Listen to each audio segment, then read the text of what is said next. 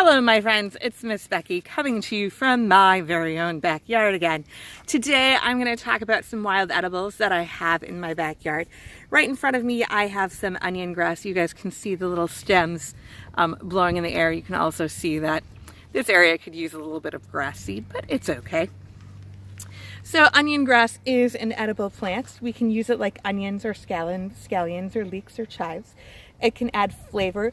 You can also just take the stems and saute them up and use it as a side dish, or you can make pesto out of it. So onion grass right here in our yard, it's more of a spice. It'll add some flavoring to our meals if we so desire. I'm going to take a quick stroll across this section of my yard. You guys might hear the chickens in the backyard, or background, I apologize. I'm going to move on over.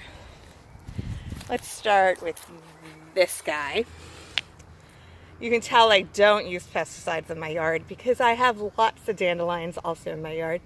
I keep the dandelions because A, I don't put the pesticides on, but B, my bunny actually really enjoys to eat the dandelion, the flower, and the leaves. So the dandelion is there for my bunnies. But it is also edible for us. We can eat the leaves in a salad. We can eat them raw. We can eat them steamed. We can also stir fry them. It might become a little bitter if we stir fry them. The flowers are sweet and crunchy, so it adds a different flavor to them. You can eat them raw. You can eat them breaded and fried, or you can use them to make a syrup. So you could make almost like a maple syrup, but it would be a dandelion syrup out of it. And some people actually use it to make wine. So if any adults are watching this video, we can make dandelion wine this summer.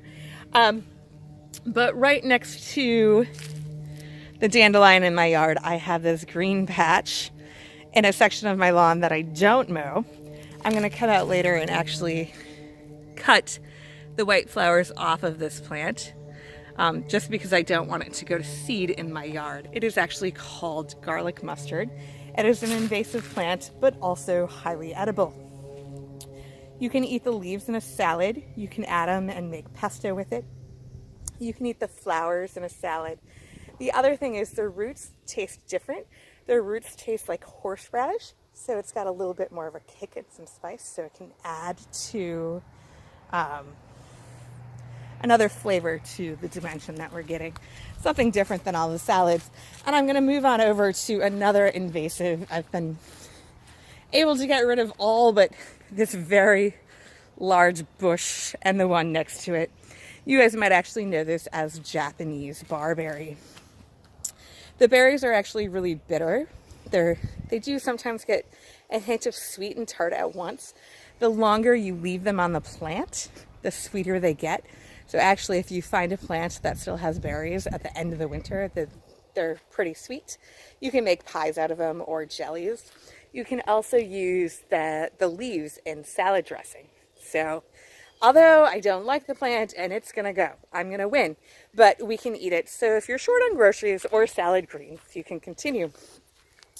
Something that I didn't find when I walked around today, but I know I have, is clover. You can eat the clover leaves in a salad. You can also eat the head of the blossom. It actually has lots of protein in it.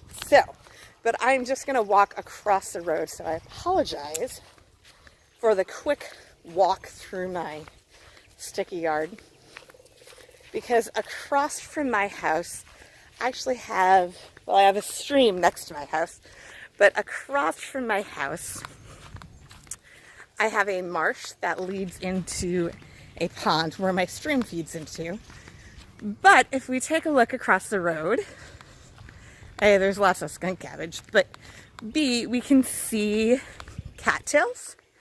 Oh, and lots of dandelions too.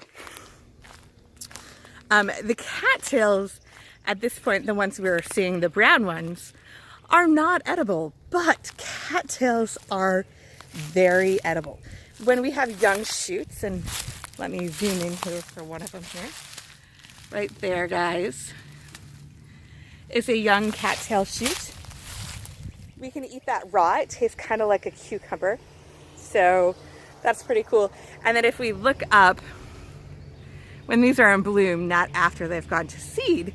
So when it's all brown on top and it's full of yellow flower or yellow pollen, the pollen can be used as a flower substitute. And when they're brown, you can eat the seeds kind of like corn on the cob. And the leaves taste like spinach. So another edible plant that we just might have floating around our backyards or close to our backyards. So there's some edible plants for today. I'll talk to you guys later. Bye.